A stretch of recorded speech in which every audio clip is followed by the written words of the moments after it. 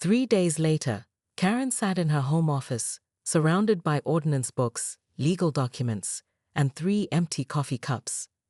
Dark circles under her eyes betrayed her sleepless nights spent crafting the perfect revenge. She'd found her weapon. Municipal Code 847.3b, unlicensed livestock operations. Her phone buzzed. Karen, it's Deputy Morrison. We've got a situation at the Henderson property. Karen's pulse quickened. What kind of situation? Animal control found 17 chickens, 4 ducks, and a goat in what appears to be an unlicensed agricultural operation. The property's zoned residential. How terrible, Karen said, barely concealing her satisfaction. The HOA is very concerned about property values. What Karen didn't mention was her anonymous tip to animal control, complete with photographs and a detailed complaint about illegal farming operations disrupting the peace and tranquility of our community. 20 minutes later, she arrived at Bill's property to find chaos. Animal control trucks lined the street, neighbors gathered in clusters, and Bill Henderson stood in his driveway arguing with 3 uniformed officers. "This is ridiculous," Bill was saying. "I've had these chickens for 5 years. They're registered with the county." "Sir, the complaint alleges unlicensed commercial farming operations," Officer Chen replied. "We need to verify all permits and licenses." Karen approached with calculated concern. "Bill, what's happening here? The neighborhood is in an uproar." Bill's eyes narrowed as he spotted her. You did this." "I have no idea what you're talking about," Karen replied smoothly. "I'm simply here as a concerned neighbor and HOA representative." "The golf cart, Karen. You want your down golf cart back, don't you?" Officer Chen perked up. "Golf cart? Sir, is there a vehicle dispute involved here?" Karen's stomach dropped. This wasn't how this was supposed to go. She'd wanted to pressure Bill into giving up the cart quietly, not create a public spectacle that might expose her secret. "There's no dispute," she said quickly. "Mr. Henderson is clearly under stress." "Like hell there isn't," Bill exploded. "This woman hid her golf cart in my barn to avoid her own HOA fines. And now, she's trying to steal my chickens because I won't give it back." The growing crowd of neighbors began murmuring. Karen felt dozens of eyes on her, saw phones being raised to record the confrontation. Her carefully constructed authority was crumbling in real time. That's completely false," she stammered. "I would never." "Prove it," Bill challenged. "Show them the registration. Show them when you reported it stolen. Show them anything that proves you didn't abandon it in my barn." Karen's mouth opened and closed like a fish out of water. She had no documentation, no proof of ownership that wouldn't expose her hypocrisy. Meanwhile, Bill Henderson, the man she'd underestimated as a simple farmer, stood before the crowd with the confident bearing of someone who had nothing to hide. "Mrs. Whitmore," Officer Chen said carefully, "perhaps we should discuss this privately." But it was too late. Martha Stevens from across the street stepped forward, her phone still recording. "Karen, is it true? Did you hide your own golf cart to avoid HOA fines while you were fining the rest of us?" The crowd pressed closer, and Karen felt the walls of her carefully constructed world beginning to close in. She'd started this war to protect her reputation, but now she was facing the very public humiliation she tried to avoid. I need to go," she whispered, backing toward her car. "This isn't over, Henderson," she called out, her voice cracking slightly. "Not by a long shot."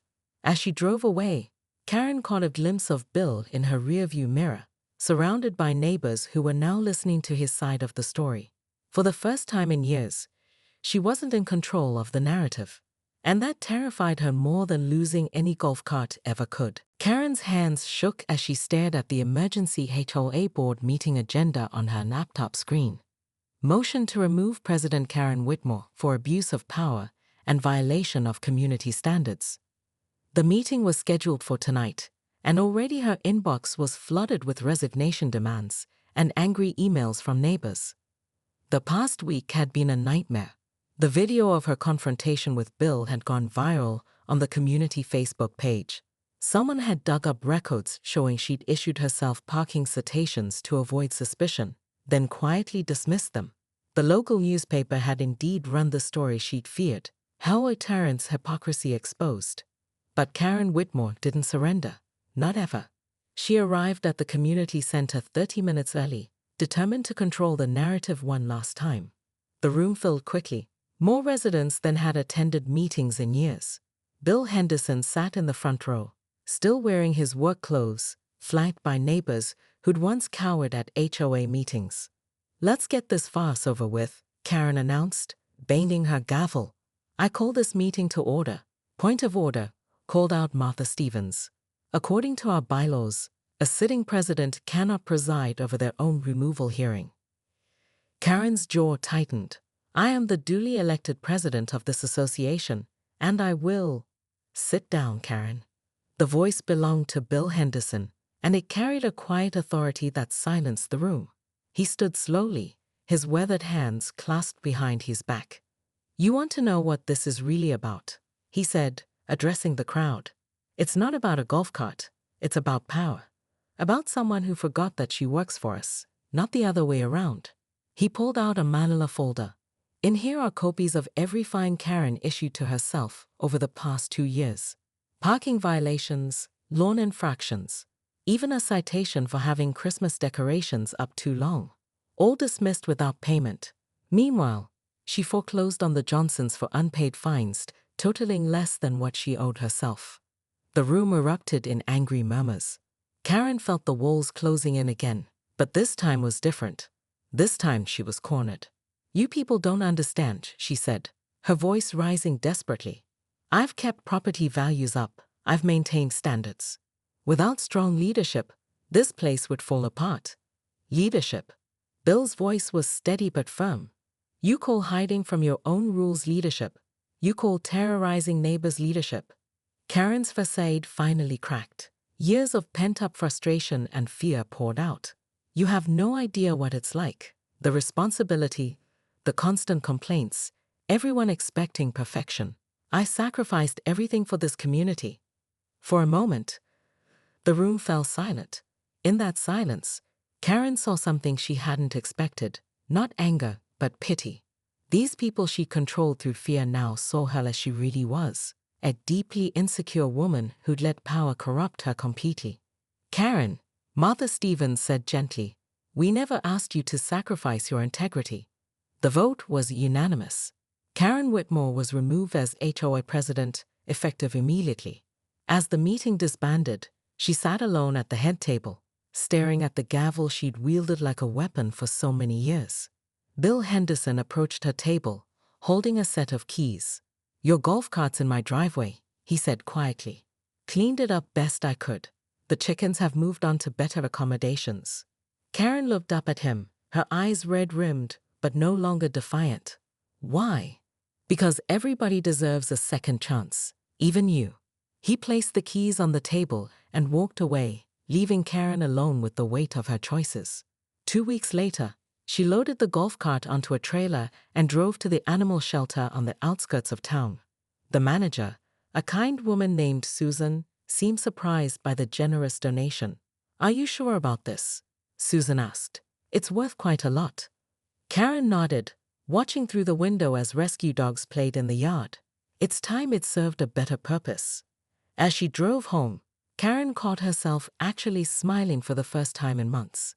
But the smile faded as she spotted a familiar figure in her rearview mirror, Bill Henderson, standing in his yard, watching her leave with an expression she couldn't quite read. He raised his hand in what might have been a wave, or might have been something else entirely. And as Karen drove away, she couldn't shake the feeling that their story wasn't quite finished yet. After all, in a community like Meadowbrook Estates, second chances came with their own set of complications. Karen Whitmore stood frozen in the doorway of Bill Henderson's barn, her mouth agape as 3 Rhode Island red hens pecked contentedly at the custom leather seats of her pristine golf cart. The vehicle that had cost her more than most people's cars was now decorated with feathers, droppings, and what appeared to be the remnants of someone's breakfast scraps. "What the hell is this?" she shrieked, causing the chickens to flutter in alarm. Bill emerged from behind a hay bale, pitchfork in hand, and a grin spreading across his weathered face. "Well, If it isn't Karen Whitmore, president of the Meadowbrook Estates Homeowners Association, fancy seeing you here. You know damn well why I'm here. That's my golf cart, and those things are destroying it. Funny thing about that, Bill said, leaning against his pitchfork. See, I found this cart abandoned in my barn about 6 months ago. Posted notices called around, nobody claimed it, so I figured, waste not, want not. Makes a perfect roosting spot for the girls. Karen's face turned the color of a ripe tomato. She had hidden the cart in Bill's barn during the HOA's Vehicle Aesthetic Standards crackdown, her own initiative to ban garish-colored vehicles from driveways. The irony wasn't lost on her that her neon pink cart, bedazzled with rhinestones and sporting fuzzy dice, violated every rule she'd fought to implement. You can't just commandeer someone's property. Property? Bill chuckled. Ma'am, this is abandoned property on my land. Been providing quality housing for my chickens for months now. The quite attached to it. As if to prove his point, a particularly plump hen named Gertrude settled into the driver's seat and began preening her feathers. Karen's mind raced. She couldn't admit she'd hidden the cart to avoid her own HOA fines. That would be political suicide. But she also couldn't let this slide. Her reputation as the iron-fisted ruler of Meadowbrook Estates was at stake. I'm calling the police, she declared, fumbling for her phone. You do that, Bill said calmly. I've got all the documentation. Found property, proper waiting period, everything by the book. Plus, I'm pretty sure hiding vehicles in other people's barns without permission is trespassing. Karen's hand froze over her phone. The wheels in her head turned furiously. If she called the police, the whole story would come out. The local newspaper would have a field day. Whole president violates own rules would be splashed across the front page. But she was Karen Whitmore, and she didn't back down from fights. Ever. Fine, she said, her voice dropping to a dangerous whisper. You want to play hardball. Game on, Henderson. But you have no idea what you're dealing with. Bill's grin faltered slightly as he watched her storm out, the sound of her heels clicking angrily on the concrete.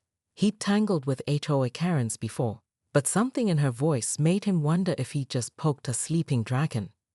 Behind him, Gertrude clapped contentedly from her rhinestone throne, blissfully unaware of the war that was about to begin.